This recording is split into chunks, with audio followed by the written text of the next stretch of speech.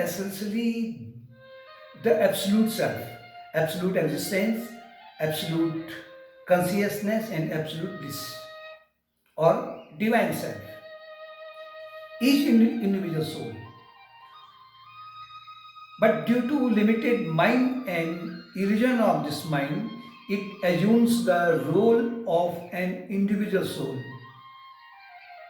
And now it strives to, it forgets its real identity, and now it strives to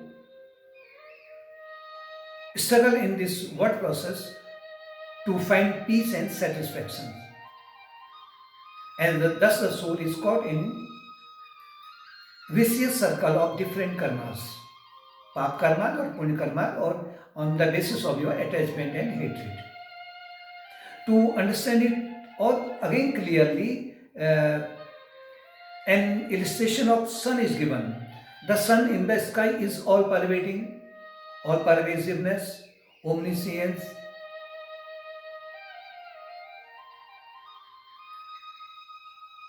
But as if the sun has, due to illusion of mind, has entered in a pot of water.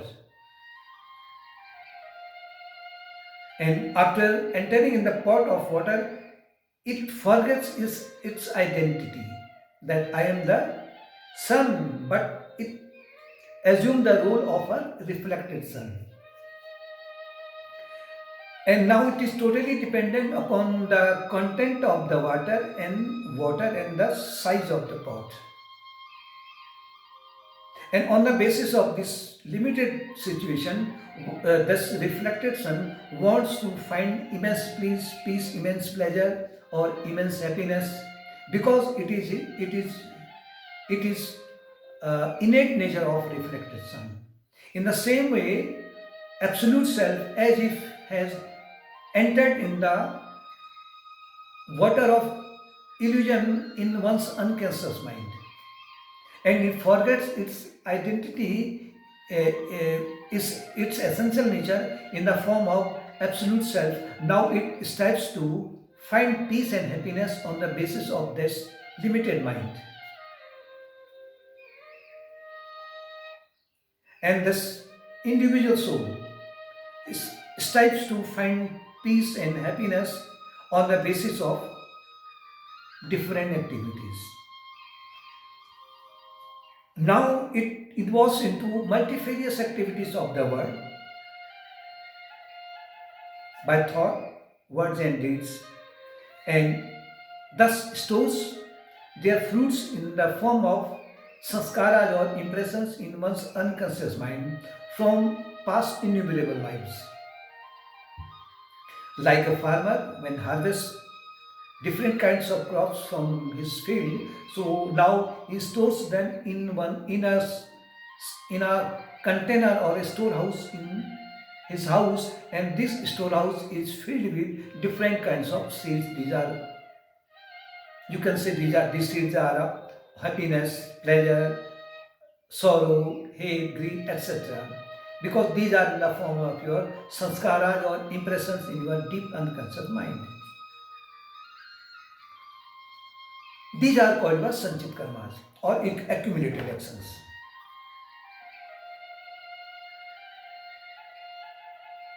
It is due to limited mind and egoistic desire. Now, out of these innumerous sanchit karmas or accumulated actions in the form of sanskaras, a group of sanskaras matured at the time of birth of an individual soul, and thus that mature group is given to that soul, and these mature group are called sanchit karma, prarabdha karmas or fructifying actions.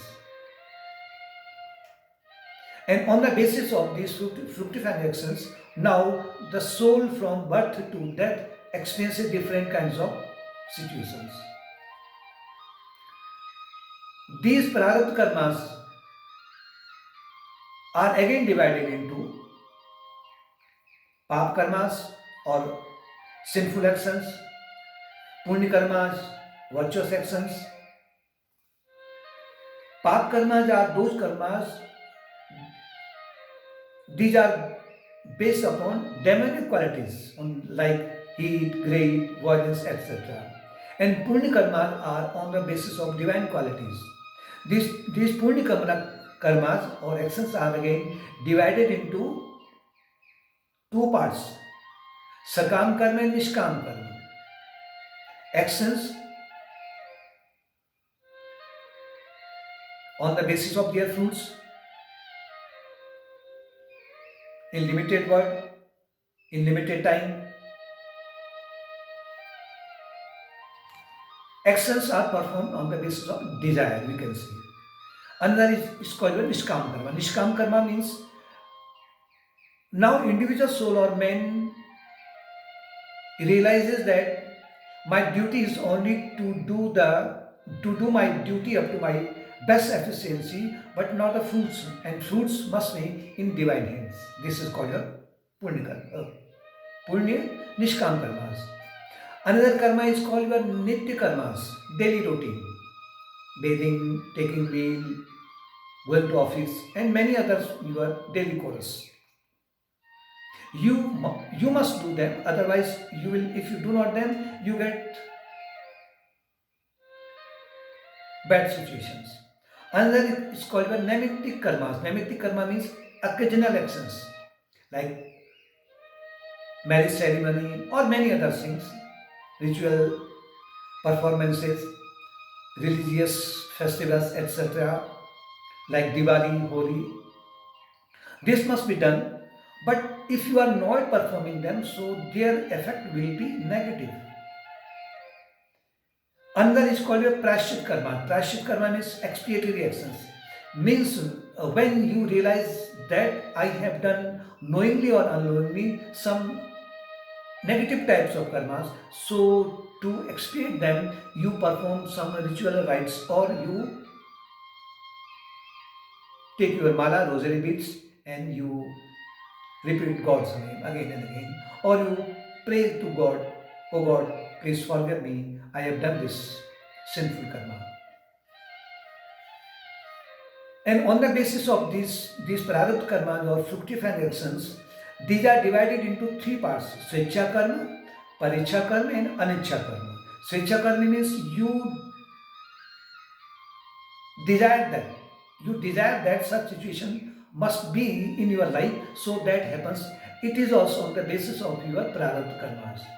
Another is called your Anicha karma. Anicha means you do not desire, but they are happening in your life. That is called Anicha karma. And third one is called your Paricha karma. Paricha karma means you are not responsible, but other persons are responsible to perform those actions. These actions may be negative as well as positive. After performing these karmas, Agami karmas are formed. Agami karma means actions for future birth or for your future time.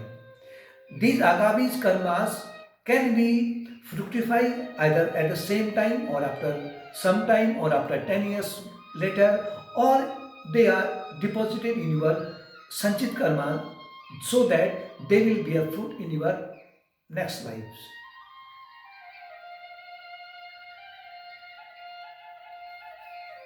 Again, you must understand in Karma Yoga that out of these sanskaras or accumulated actions, time to time, some parts of mature actions, mature sanskaras, these are mature and they rise at the level of your subconscious mind. Here, these are known as vasanas or subtle desire. These vasanas may be filthy as well as sweet smell. And when they rise again at your conscious level or your mental level, so these are called your thought waves or vrittis. These thought waves again collect nourishment from outer world through your five senses and from internal nourishment through fast imagination, past memory, and future expectations. Thus, these thought waves are sanskaras are in the form of seeds buried in the ground or earth, Vasanas are your sprouting nature, and thought waves are grown up trees. And when these vrittis or thought waves get nourishment from outer world and inner world, so they bear fruit again and blossoming as well as fruits again. Now you experience these fruits, and at the same time, experience of those fruits are called bhoga. Again, these experiences go deep down into your unconsciousness automatically in your unconscious mind. These are called your sanskaras again, and they are deposited there for your future birth. Now, yoga philosophy or karma yoga, what says? Because yoga philosophy is divided into four aspects: dhyan yoga, yoga of meditation; bhakti yoga, yoga of devotion; jnana yoga, yoga of wisdom; and karma yoga, yoga of action. So yoga of action, now you do not perform your daily duties on the basis of egoistic desire, but for the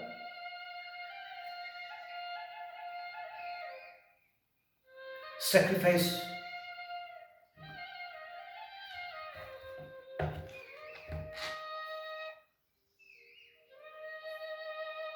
Number one, you have to counteract them at the level of your thought waves or vritti level. If these thought waves are negative or sinful, so you do not entertain them, and you crush them at your sprouting level between your two fingers, so they will not grow and they will not become so large. But if these thought waves are on the basis of positive impressions or these are positive karmas, let entertain them and let them blossom into and fruits. So again the seeds of these fruits will be stored in your unconscious mind. So your unconscious mind thus will storage there will storage of many shubh karmas or virtuous karmas. So you must follow some attitudes. These attitudes are, one is called your Narayan Bhav. Narayan Bhav means this is all without God, and my physical body, all these instruments are also in this physical world. This is all whole world is in the hands of God. Second call is your Nimitta Bhav. Nimitta Bhav means I am just an instrument in divine hands, like a flute in divine Krishna, or like an instrument, musical instrument in Devi Saraswati. Third one is called your Narayana Arpana Bhav. In Narayana Arpana Bhav, your attitude is that my duty is only to perform my duties, but not the fruits. Fruits are in divine hands. Another attitudes are Maitri Bhav, Mudita Bhav, Upeksha Bhav, and Karuna Bhav. Maitri means friendliness towards all living beings, lower as well as higher. Second one is Mudita Bhav. Mudita Bhav means cheerfulness towards saintly persons. Third one is called Karuna Bhav, means compassion towards lower natured people. Upeksha means indifferent towards enemies, those who have very cruel nature. So thus if you follow this path, so slowly and simultaneously you will move towards the ultimate goal of God realization.